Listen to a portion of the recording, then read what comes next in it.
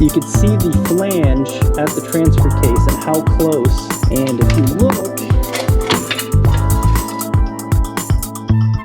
we'll be able to throw everything in together.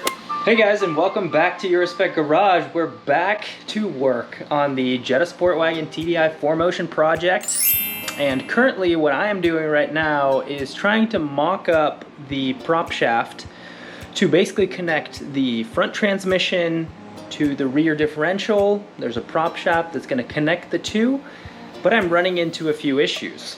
So one thing I did not know was that the front anti-sway bar is actually different between the all-wheel drive and the front-wheel drive cars. The problem is the all-wheel drive anti-sway bar has a little kink in it, just like this.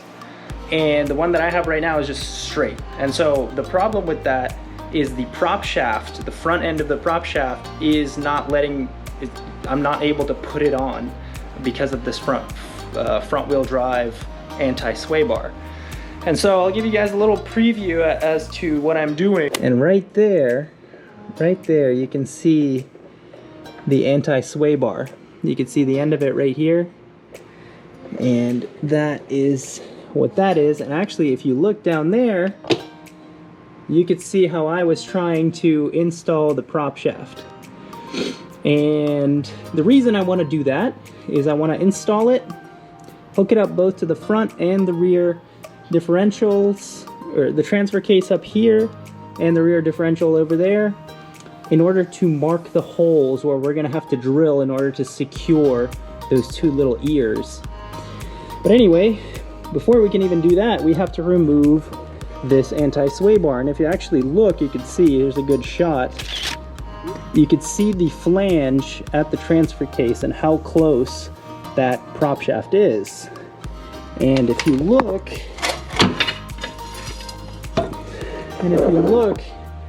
at the thickness of the front part of the prop shaft, and imagine trying to squeeze that in there, it's just not possible. I tried and I tried. It is not possible to install that. So what we're gonna have to do is we're gonna have to swap out the anti-sway bar, and that is no easy task. So as you can see here, this is the subframe of the car. It's actually not holding anything up other than the control arms and the wheels. But if you look right in there, there's no easy way to get it out. So I've had this subframe removed before, as you guys have seen. I'm gonna have to do that again here to remove it. It would have been, of course, very nice if I had the foresight to remove the sway bar earlier, but I did not have that foresight. And so, as a result, what we're gonna do is we're gonna start removing the subframe once again, and we're actually going to lower it in order to make space to clear. So far is there's two bolts right here on either side that hold the sway bar brackets and basically connect the sway bar to the car. Remove those bolts, try to shimmy it back and forth. There's not enough room to shimmy it out, unfortunately. So what we're going to be doing is we're going to be removing this bracket. I believe on that side we'll do that. We'll remove the bracket, we'll remove the control arm, and get it out of the way. As you guys can see, none of this is bolted in. We'll get it out of the way, we'll lower the subframe, and hope to get the sway bar out. So, that is the plan. Definitely not an easy task. And I'll put you guys on time lapse and show you what I'm talking about.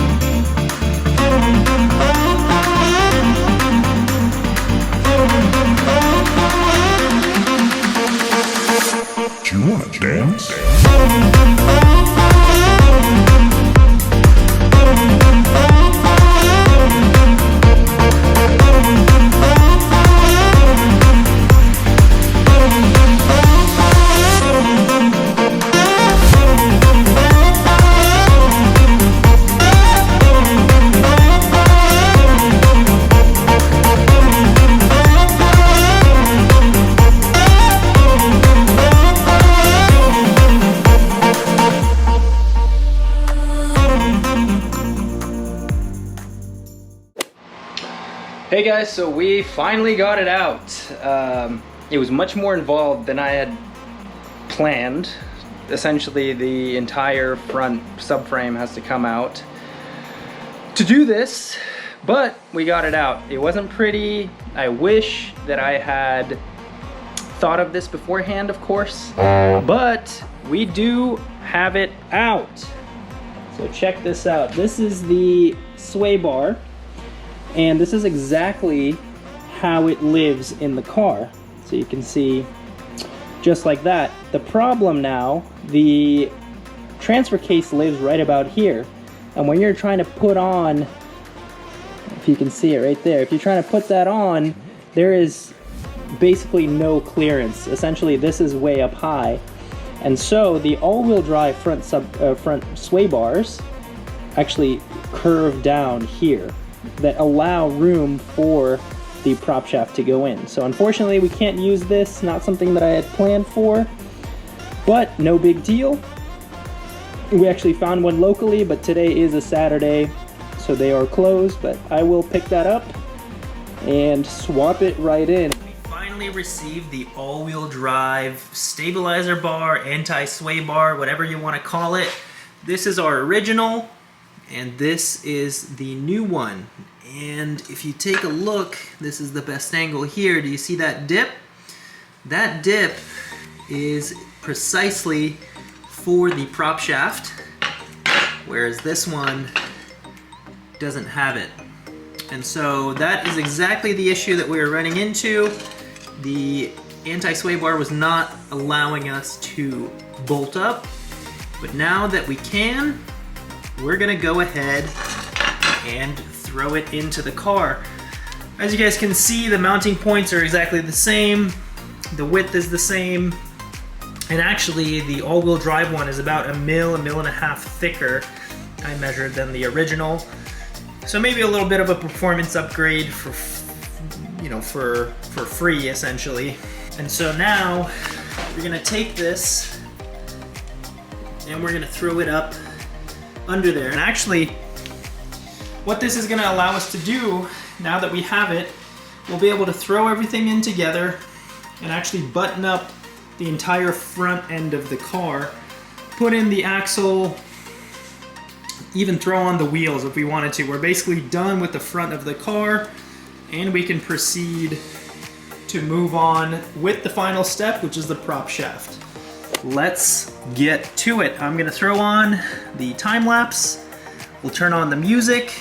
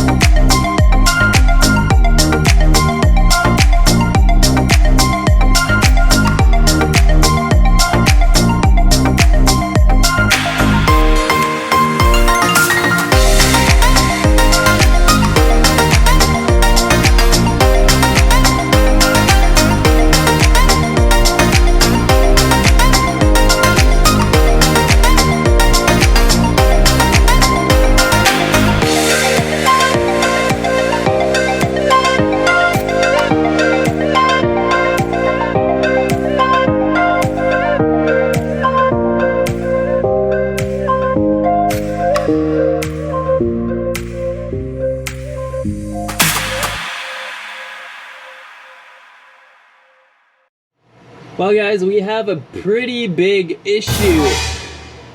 If you look right over there, the center bearing support is not gonna fit in the tunnel. Yeah, I thought a Tiguan prop shaft would fit, but I suppose it's not meant to be. I could cut the body, but unfortunately I don't want to do that, and so we're gonna have to source a Audi A3 8P prop shaft. Really disappointing. I should have checked that. I checked the distances between the bolt holes lining up, and that seemed to check out, but it did not account for the actual arc right there. So, you know, made a pretty big mistake. I've had this thing laying around for about a month now, just thinking that it was gonna fit no problem, and unfortunately that is not meant to be. We'll try to figure something out. I'm gonna have to measure the distance between the front and rear wheels and see if the Audi A3 distance is the same. If so, then the prop shaft will fit. If not, we're gonna have to do some custom work. And one of those custom works, I'm thinking, plan A doesn't work, we'll have to remove that support carrier and get a carrier from an Audi A3 and just swap them. Again, lots of assumptions here, assuming that this prop shaft is the same size, that the bearing is gonna be the same size. Don't know.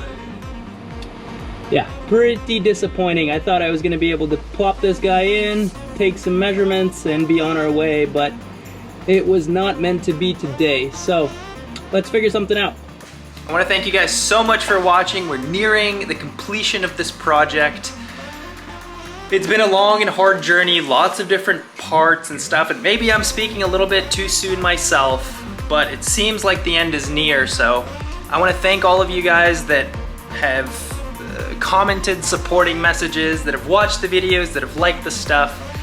And we have more projects like this in the pipeline, more Eurospec projects. So please do subscribe if you're new, if you're not already subscribed. Please do like the videos, that really helps me out. Share with your friends and turn on your post notifications.